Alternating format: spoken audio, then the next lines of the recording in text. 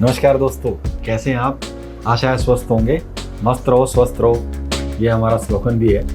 हमने अभी कुछ दिन पहले एक कंपनी रजिस्ट्रेशन पे हमने एक वीडियो बनाया था, जिसके हमारे पास काफ़ी अच्छा रिस्पॉन्स भी आया और कुछ लोगों ने हमें कमेंट्स करके पूछा भी कि हम अगर कुछ ऐसी चीज़ें जो कि हमारे से क्वेश्चन हुए कि जैसे ऑनलाइन अगर हम कोई रजिस्ट्रेशन कराते हैं तो क्या वो पैन इंडिया में पूरी तरीके से वैलिड होता है, या अगर हम किसी अपने ट्रेडमार्क को रजिस्टर्ड कराना चाहते हैं तो वो ट्रेडमार्क कैसे रजिस्टर्ड होगा और वो हमारे लिए कैसे कैसे वर्क करता है। तो मैं आपको बताना चाहूँगा सबसे पहली बात कि अगर हम एक रजिस्ट्रेशन, चाहे वो ऑनलाइन हो, चाहे वो अगर हम कहीं बिजनेस अपने शॉप पे कर रहे हैं या किसी घर से कर रहे हैं, अगर हम एक रजिस्ट्रेशन करते हैं तो वो पैन इंडिया, पूरे पैन इंडिया में वैलिड होता है, पहली बात। दूसरी चीज़, हमारे पास ये क्वेश्चन था कि अगर आपने कोई अपना ब्रांड लिया तो हमें वो ब्रांड को रजिस्ट्रेशन कराना पड़ता है, तो उसके लिए ट्रेडमार्क मिलता है। ट्रेडमार्क मिलता है रजिस्टर्ड के लिए, ऐसे आर करके बना, आपने देखा होगा कई जगह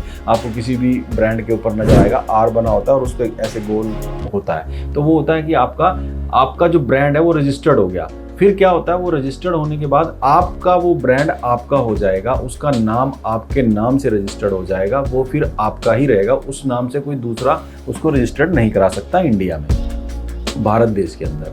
अब आप उसको रजिस्टर्ड कैसे कराओगे?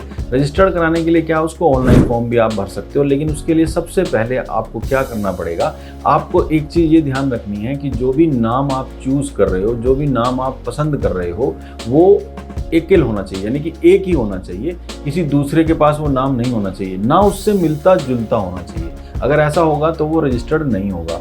और अगर आपका नाम उससे मिलता जुलता नहीं है और एक ही है और आपका ही है, तो वो आप उसको अप्लाई कीजिए, उसकी फ़ीस जमा करिए, या फिर आप उसको, जैसे ही आप उसकी फ़ीस जमा करते हो तो आपका वो रजिस्ट्रेशन कुछ दिनों में आप ऑनलाइन भी आ जाता है। और इसमें एक चीज़ है, अगर आप सोचोगे कि मैं पता कैसे चलेगा कि ये नाम मिलेंगे या नहीं मिलेंगे, या ये नाम किसी के नाम से पहले रजिस्टर्ड है या नहीं है, तो उसके लिए आप किसी ट्रेडमार्क एडवोकेट से भी मिल सकते हो, या आपको ट्रेडमार्क के किसी ऐसी बुक्स आती हैं उनके ऊपर भी आप चेक कर सकते हो। ऑनलाइन भी आप ट्रेडमार्क को चेक कर सकते हो कि ये नाम हमारा है या नहीं है, ये मिल सकता है या नहीं मिल सकता। अगर वो ऐसा होता है कि हाँ मिल सकता है, तो आप उसमें 2 या 3 या 4 नाम चूज करके उसको ट्रेडमार्क के लिए भेज सकते हो। तो जो भी नाम सुटेबल होगा, गवर्नमेंट जिसको चाहेगी, तो उसको आपको वो ट्रेडमार्क का रजिस्ट्रेशन आपके नाम से कर देगी, तो वो ट्रेडमार्क सिर्फ आपका ही रहेगा, वो नाम सिर्फ आपका ही होगा। और ऑनलाइन के लिए अगर आप कोई रजिस्ट्रेशन करा रहे हो, जैसे मैंने पहले भी बताया था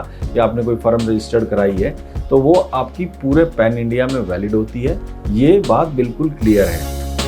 अब हम बात करते हैं कि आगे, अब हमें लोकल फॉर वोकल के लिए, अब ये तो हमारा ट्रेडमार्क रजिस्टर्ड हो गया और हमारा रजिस्ट्रेशन हो गया, गवर्नमेंट में हमें पहचान मिल गई।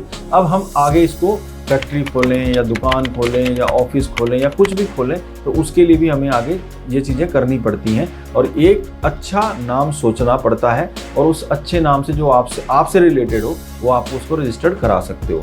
अब हम आगे बात करेंगे नेक्स्ट वीडियो में कि हम आगे और आपको क्या जानकारी दे सकते हैं। और एक चीज़ और मैं कहना चाहूँगा आपसे, अगर आपके जैसे आज क्वेश्चन आया तो मैंने उसका जवाब दिया, आप प्लीज़ पूछिए मेरे से, अगर मैं जवाब दे पाऊँगा तो मैं आपको ज़रूर जवाब दूंगा, और उसके आपके जितना भी हल कर पाऊँगा मैं करूँगा। तब तक के लिए